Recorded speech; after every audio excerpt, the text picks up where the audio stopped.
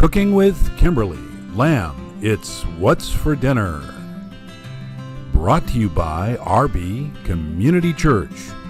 We love our church, we love our community. And the College of the Bible, an education ministry of RB Community Church.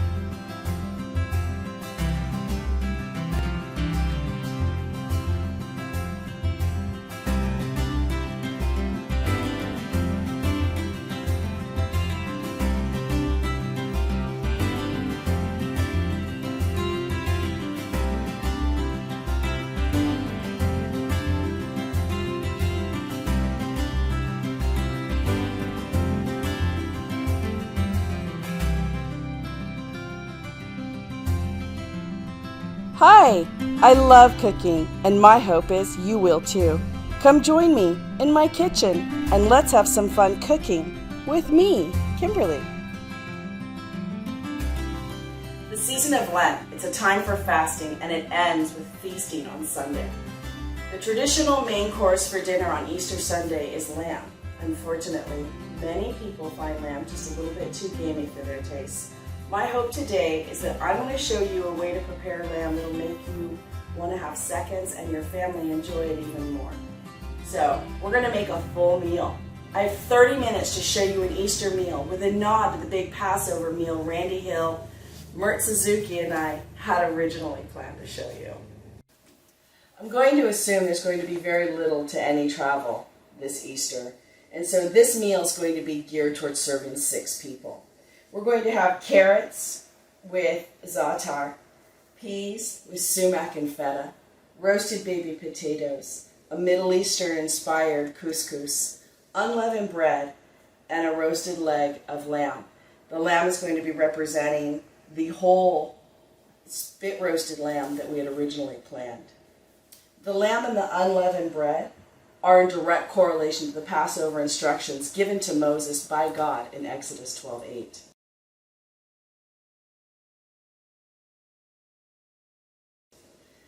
All right then, that's a lot for 30 minutes of instruction, but I know you guys can do it, and I know some of you just want to watch the struggle. You know who you are, and I hope that you do enjoy the show too. Thank you all for your support.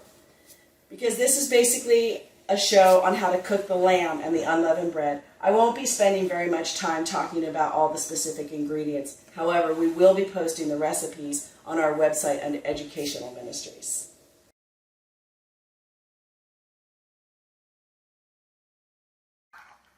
Here's a boneless leg of lamb. I got this one at Costco. If your lamb is frozen, you want to defrost it in the refrigerator, and this could take a few days, so allow some time for that. The easiest way I find to do this is to take your lamb, and if you still have paper towels, what a luxury that is, right? Go ahead and pat it dry. Put your lamb in the bowl like this. You're going to put some mustard on there. I use Dijon because that's what I like best. You just slather it all around there. Just put that all on there. You don't have to worry about, you can use cheap mustard, deli mustard, whatever you want. It imparts very little flavor. Here I have some fresh rosemary and salt and pepper. Just going to go ahead and sprinkle that on there in the bowl. Here's some garlic powder. You want to use powder as opposed to fresh garlic because it won't burn. There's different schools of thought on salting the outside of your meat. I salt the outside of my meat, and if you cook it correctly, everything is great.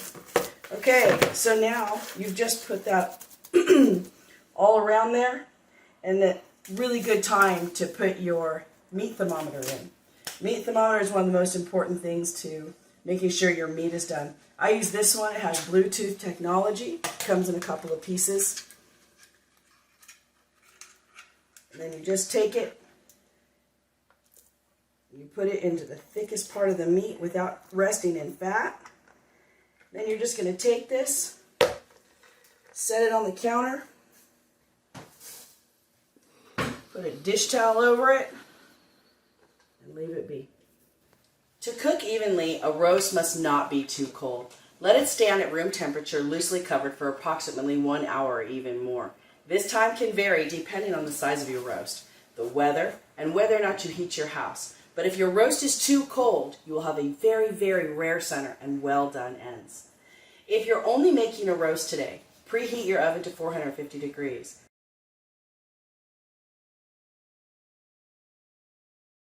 But today, you're going to heat it to 375 for our carrots. Do not remove this netting around the roast. It'll fall apart. Okay, while that sits around, we're going to make some side dishes. Our peas, while not necessarily Middle Eastern, are something you probably already have or still have from panic buying. Not judging. I bought about 80 pounds of meat. In my defense, I was at Business Costco. I have 2 huge teenage boys, a husband who's over 6.5 feet tall, and 2 big dogs, which you can hear. I came home with a 10-pound chub of hamburger, a 17-pound vacuum pack of pork, and a pork belly, and 2 huge beef roasts. And all but 1 roast has already been eaten. Now go get that big bag of peas and set it on the counter.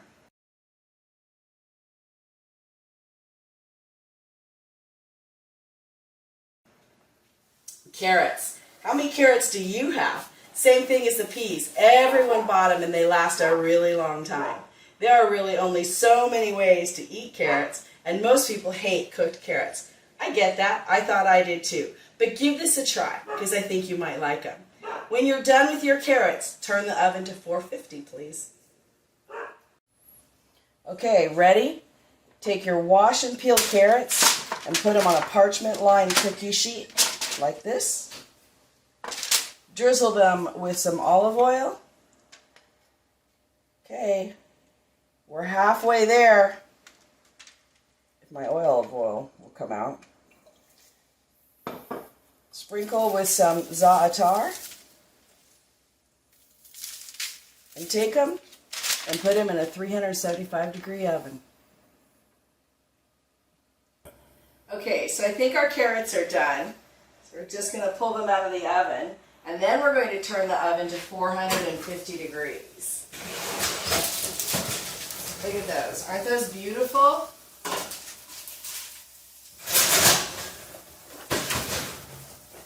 Now the oven, 450. And we're going to put our roast in there.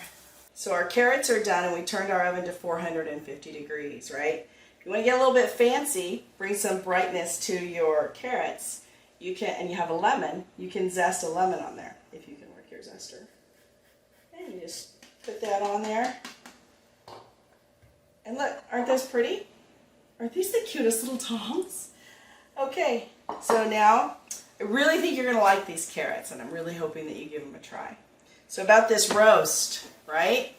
Okay, here's our roast, room temperature, my thermometer that I keep talking about. It comes apart. This part stays with me or near me so I can see it. I set my thermometer at 118 degrees because we want to take the roast out at 120. 118 gives me 2 degrees to get there in case I'm on the phone outside somewhere. Okay, so now we're going to take this roast, gather up its little cord. This part sticks to the oven. It's really cool. Getting there sometimes is a hassle. Okay, so we're going to put it in a 450 degree oven for 15 minutes. After that 15 minutes, we're going to set the oven for 325 degrees for the remainder of the cooking time, which will vary depending on the size of your roast. That cool? Okay, so if you have a really little roast, it can take an hour. If you have a really big roast, it might take up to 2 hours. Please, please, please do not cook your lamb past medium. Medium rare is the best way to serve lamb. Okay, so I hear that there are people that prefer the reverse sear technique, and if you'd like to look that up, you are more than welcome to do it. There's science on both sides of it. I have used it. I've only done it with beef. I don't know if you want to do it with a lamb. I prefer this method. My family prefers this method. This method, if you do it the way I say, I will guarantee. Do not cover the roast. Okay, so we're going to make our Middle Eastern inspired couscous. And we're going to put some, about 2 tablespoons of olive oil in here. I have it on high heat, and we're going to put our onions in, and we're going to just cook them until they are translucent. It's going to take a few minutes, maybe about 7 minutes.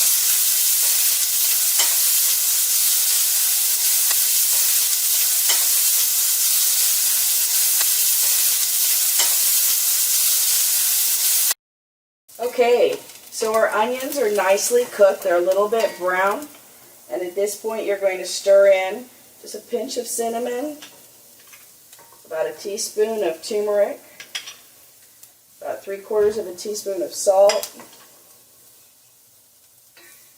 some coriander, and 2 teaspoons of cumin. You're just going to stir this around and let it roast up. Oh, it smells so good right now. You're going to turn this down. You see we're getting a little bit of smoke. You're going to put in your stock. Of course, that's hot. So I have homemade chicken stock, but you can use whatever you get. You use it in a can. Try and use low sodium if you use a canned chicken broth or stock. You can use turkey. You can use vegetable, whatever makes you happy. You're going to bring this up to a boil. The beauty of this dish is that you can make this now or start it now, and then you can finish it later, or you can finish it now. Couscous is very, very easy. It's a very versatile grain. It is a rice and pasta starch alternative, but it is not gluten-free. So if gluten is a concern, you need to remember that couscous is not gluten-free.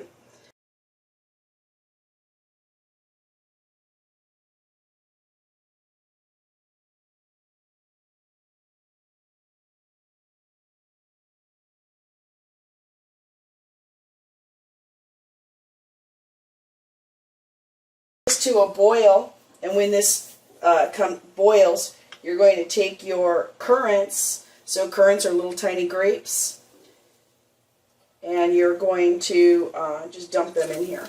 I'm going to dump them in now. So now your choices are, you're going to bring this to a boil. You're going to let it sit, remove it from the heat, and let it sit for 10 minutes. And that's to give the currants some time to plump up. And then you can either continue cooking it from there, or you can wait until your roast has come out of the oven and it's resting, and that's what I'm planning on finishing that for us. So here it's coming to a boil. I'm going to go ahead and turn off the heat, put the lid on, and I'm going to set it up against the back of the stove and just let it sit there. We can set our timer for 10 minutes, and that way we'll know what we want to do, if we want to continue cooking it or wait. Remember those peas sitting on the counter? We're going to go ahead and start them now. So I put my pan on high. We're going to take some olive oil and a little bit of butter. And we're going to saute some garlic.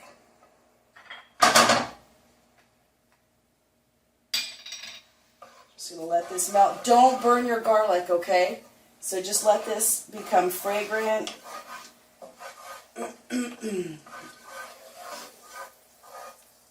So these peas are really easy. So after we saute the garlic with the butter, we're just going to take the peas that are cold, maybe they're fully thawed, maybe they're still a little bit frozen, and we're just going to throw them in here. We're going to give them a little toss. We're just going to push them to the back of the stove. Keep in mind that our stove is on. We're roasting that lamb. By the way, it smells amazing. But don't open the door. That's why we have a thermometer. You'll know when it's done. So here, my garlic is cooking. I'm going to take our peas. Just dump them on in here. No measuring. Stir them up a little bit. Go ahead and turn it off.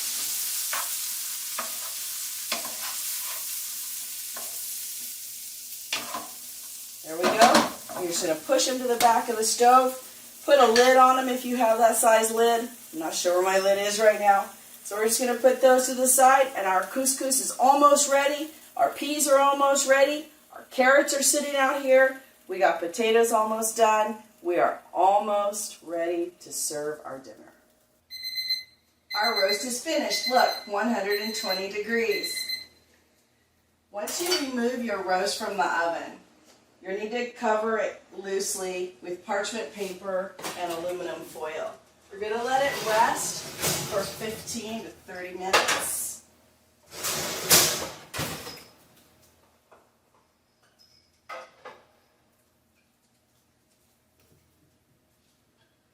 Getting the roast to the table at just the right temperature, think color, can be tricky, which is why we keep this trusty thermometer that I only have half of. So we're going to go ahead and pull this out. But 10 degrees in a roast can mean the difference between a beautiful pink medium rare roast and a disappointing gray one. You know when you fry bacon and it's in the pan and it's just that heavenly perfection, you know it's going to be amazing, and then you get it to the table and it's burnt, and you know it didn't look like that when you stopped cooking it, when you took it out of the frying pan. That's called carryover cooking. And the larger the roast, so in bacon, you know, it's quick. In a roast, it takes a lot longer. So the larger the roast, the longer it'll keep cooking after it's taken out of the oven, removed from the heat. So you've heard, water always seeks its own level, right? That's an example my father used for me for my whole life. But heat will also seek to level the temperature. So the hot will always seek out the cool until the temperature is even. So the roast gets hot from the outside first and heats in the middle last, which is why we cook a room temperature roast in the oven, right? Okay, so what's your takeaway from this? Thermometers, folks. They're not just for babies. Also, when you remove your roast from the oven, you're not taking it out because it's done now. You're taking it out because it will be done once it's done resting.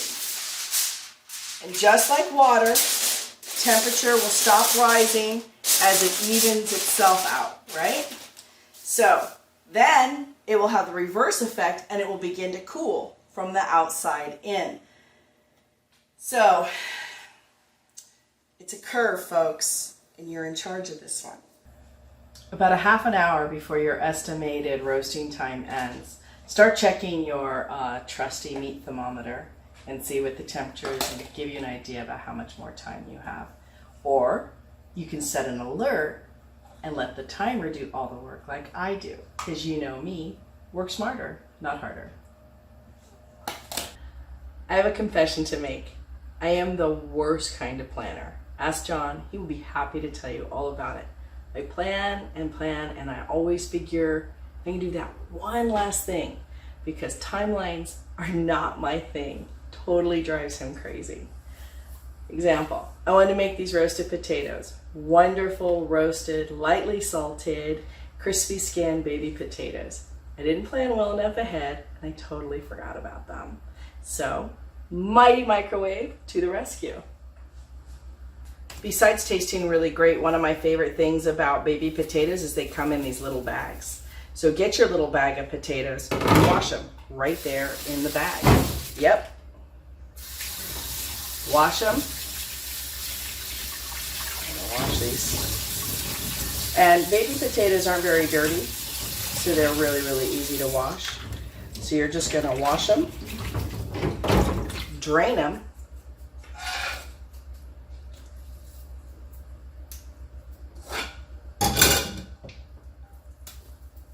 and dump them on a microwave safe plate. You're going to stab them. And you're going to put them in the microwave for about 10 to 15 minutes until they're done. Depends on how many potatoes you have. Okay, so the potatoes are done, and these guys took 13 minutes.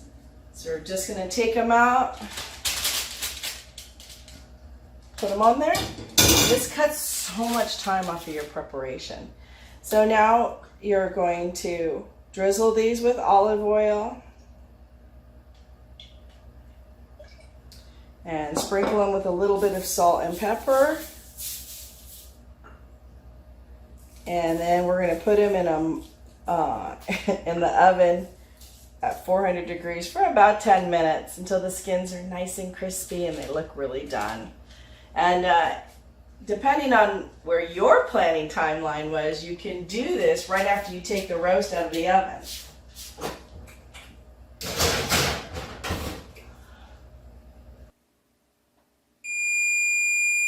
Okay, so our 10 minutes is up and our currants are nice and plump.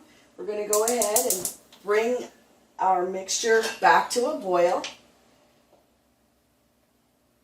And so once that starts boiling, you're going to take your couscous and you're going to gently stir it in. So anybody that's made grits knows you can't just dump this all in at the same time. So you stir it in. And are you ready? Go ahead and clean off your spoon. Turn it off. Cover it. And we're going to wait another 10 minutes. Okay, so our couscous is done. And see how pretty it looks? And it smells so good. We are done with spoons until serving time for the couscous. If you stir this, you'll make it mushy. So you just scrape it with a fork like this, and you just fluff it up. And then you're going to take some toasted almonds. You can use slivered. I prefer to chop them up, but they're toasted. That's important. Toasted almonds. And again, you just kind of fold them in there. Put some fresh sliced mint in there. And this is something you're going to do right before we bring it to the table. A little bit of lemon for some brightness.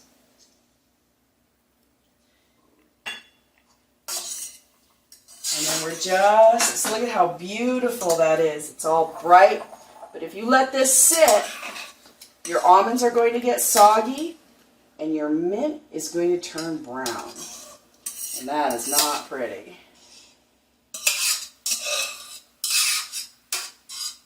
There we go. Now you can definitely use a spoon to serve it. And we're ready to go to the table with this. Last thing, unleavened bread. I love this bread. It's so easy. Honestly, you can make it however you wish. But basically, it's 2 parts flour to 1 part water. Seriously, it's that easy. So, it's kind of a feely thing. The weather and the type of flour that you use might change the amounts of your ingredients just a little bit, but not significantly. 2 cups of flour, 1 cup of water, some salt, half to a teaspoon, some za'atar. You could use herbs, rosemary, seeds, whatever you wish. But today, we're just going to go with salt and za'atar. Now, this bread is really special to me, because this is the part where your kiddos can come in and help you and be with you in the kitchen during this special time. If you have the help, dump all of your ingredients into the bowl simultaneously. The za'atar, some salt, and then just start mixing. If you have the help, go ahead and let them, after they've thoroughly washed their hands, just get in there with their fingers and squish it all around. It's a great tactile experience for them, And you can't overmix it. It's flour and water. There's no leavening. It'll be great. But if you're going to manage this on your own, what's my motto? Smarter, not harder, right? So use your food processor. Use the plastic dough blade if you have it. Take your flour and just dump it right on in there. Put your salt and your za'atar and your water. Sometimes I hold back a little bit of the water just in case. The weather, if it's too wet out or anything. So for mine, I have a setting for dough. We put it on there and we're turning it. So if your dough just looks crumbly, then it needs a little bit more water. If it's sticky, it needs some more flour. So this one looks pretty good. If those kiddos just keep mixing it with their little fingers. This one needs a little bit more water. So it'll all pull together and everything will be great. You're going to see how it pulls all together into this one nice big dough ball. Okay, so our dough is ready and it's turned into this beautiful little ball of dough. You can see it's nice and pretty firm.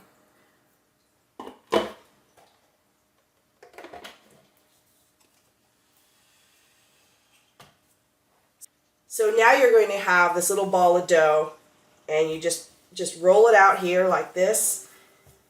And for all those new homeschooling moms, we're going to do some fractions.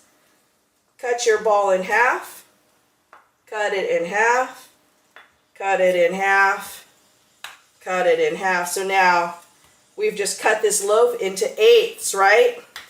And they get to play with their food and then they can eat it. We're going to go ahead and roll these into little balls. That's very helpful when you're trying to press them out. So here's another fun part for the kids. If they're into this, you're going to press this little ball. See if they can keep it in a circle. I missed that.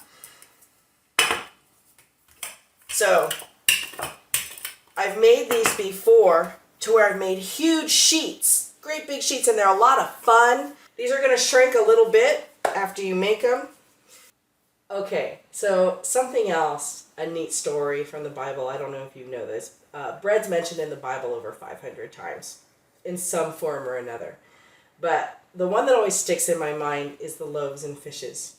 And when that little boy had those 2 loaves of bread. Who eats 2 loaves of bread?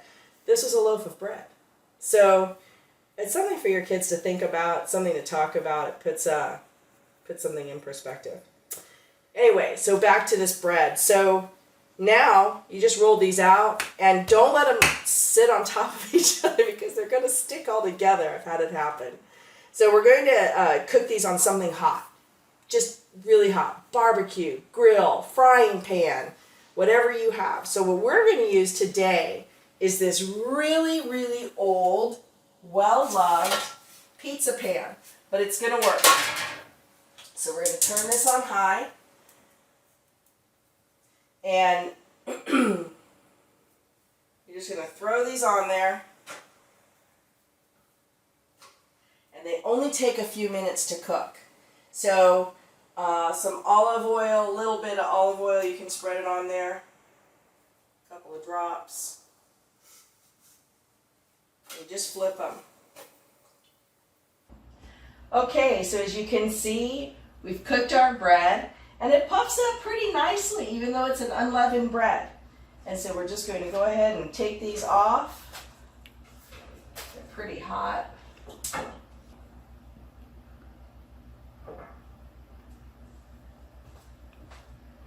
I chose this beautiful platter because I think it gives a lot of color to the bread.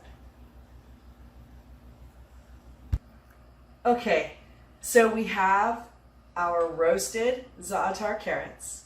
We have our peas with feta and sumac. We have our Middle Eastern inspired couscous. We have our baby roasted potatoes. We have our unleavened bread. And we have the star of our show, our boneless leg of lamb. Remember the net that you weren't supposed to remove? Now we're going to take it off. I have some really good kitchen shears, and I just go ahead and cut this.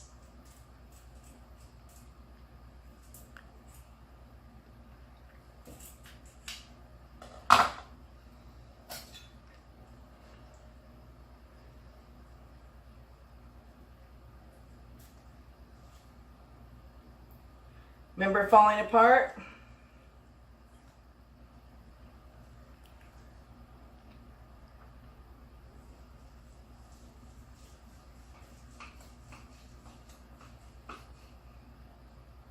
And look, beautiful, medium rare lamb.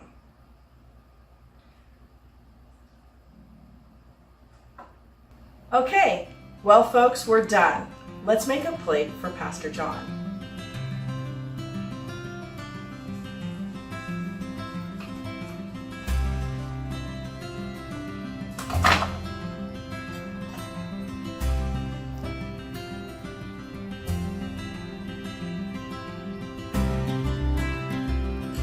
And Lent is over, so I'm going to let him have some carbs.